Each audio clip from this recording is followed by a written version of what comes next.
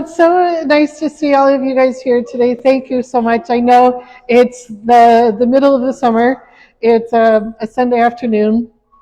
It's a nice day. There's all kinds of things you could be doing. So thank you so much for coming out today and supporting me as I do this city council race. I do this because I really believe in the city, and it's super important what happens at City Hall. And a number of you have expressed that same concern to me, that what happens at City Hall really, really matters tons.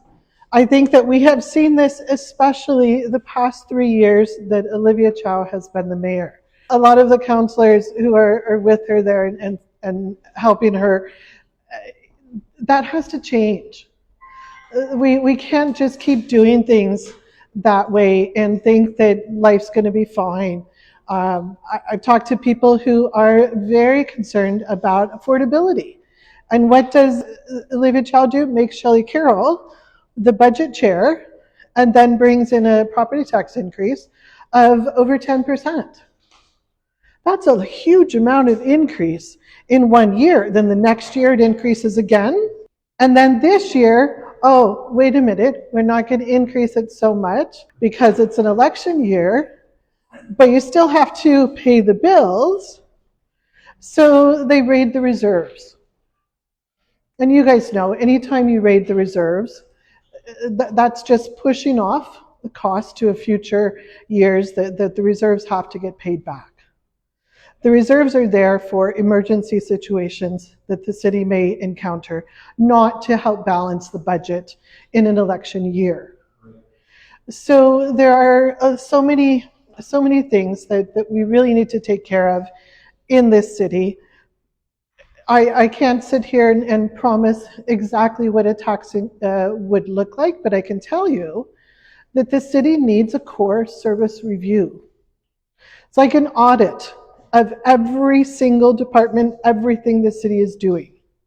Focus on what are the top priorities, the core services the city must provide to citizens, and then where do we need to put people power in order to make sure that we can respond to those kind of concerns.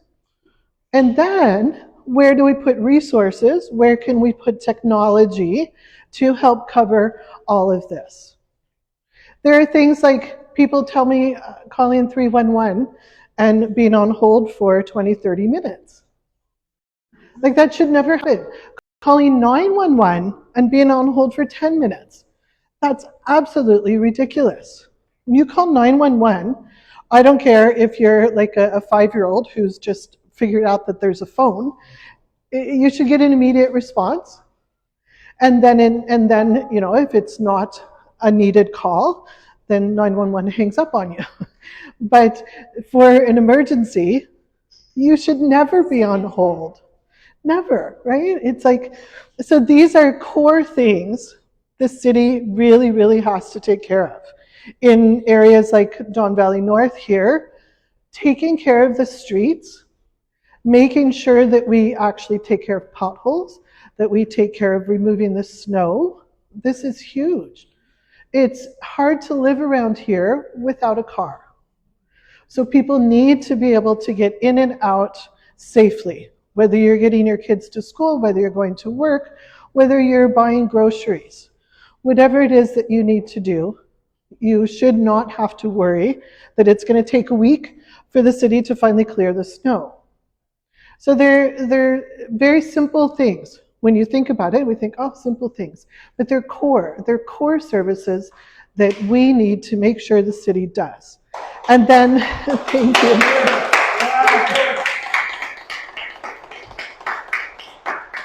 And that's not even talking about the TTC.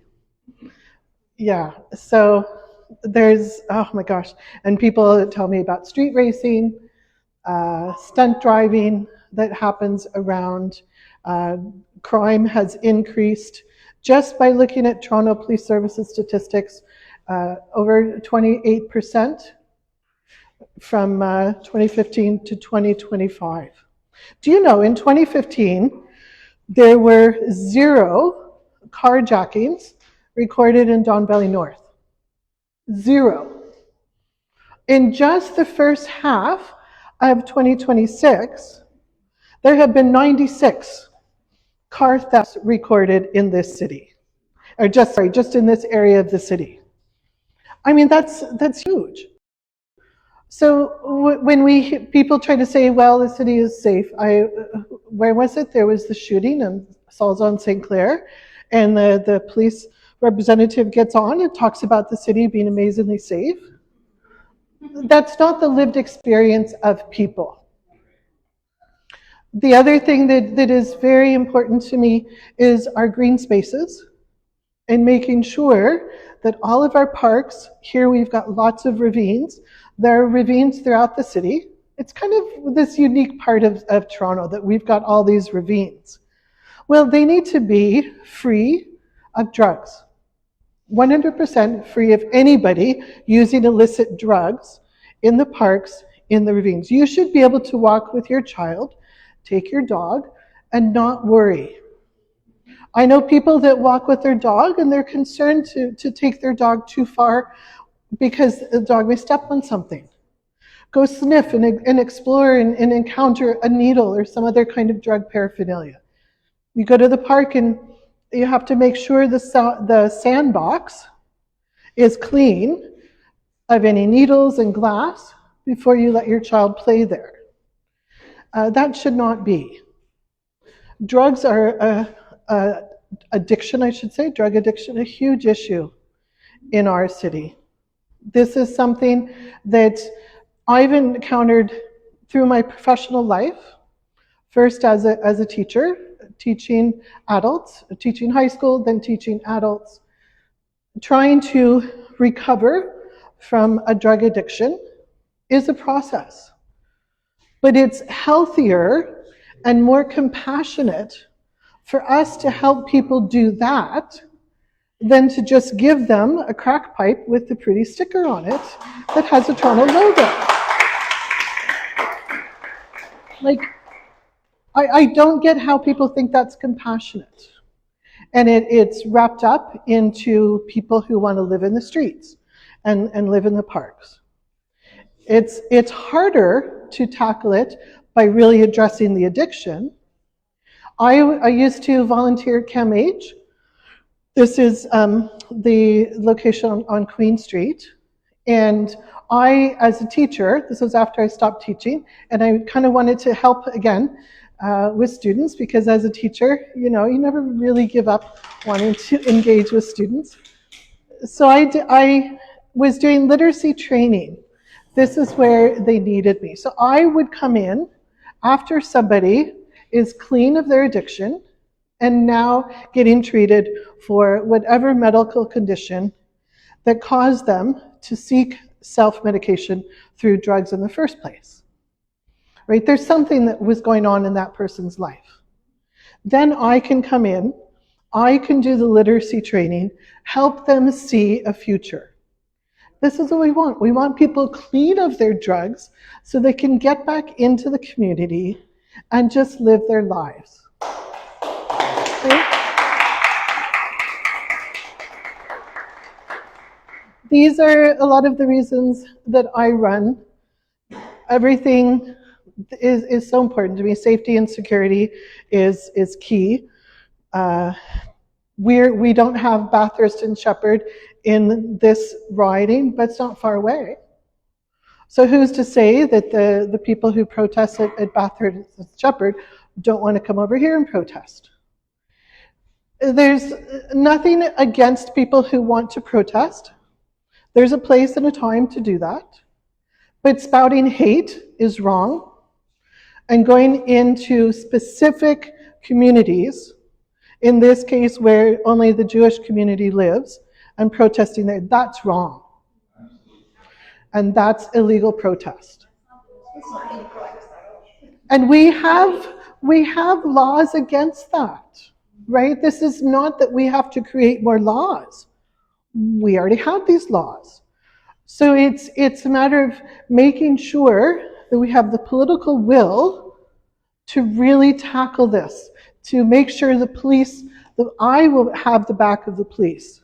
They're going to go in there. They're going to do what they need to do. I've got their back. You know, it's that political will to tackle this. I have people who have been in Canada maybe 10, 15 years, and they tell me it just doesn't feel as safe as it used to. But and that's here, where people move to this area for a quiet, nice community, nice schools, etc. And now they want to move. And I'm like, no, we can fix this. The thing with Toronto is that we have so many smart people. Just look at all of the engineers and the scientists, all of the people with creativity in their daily lives. Teachers are amazing. 100%. So there's no reason for us to let problems just kind of keep going and keep going. We are a city of over 3 million people now. We have so much just smart, intelligent, clever people. We can solve these problems. We can tackle these problems.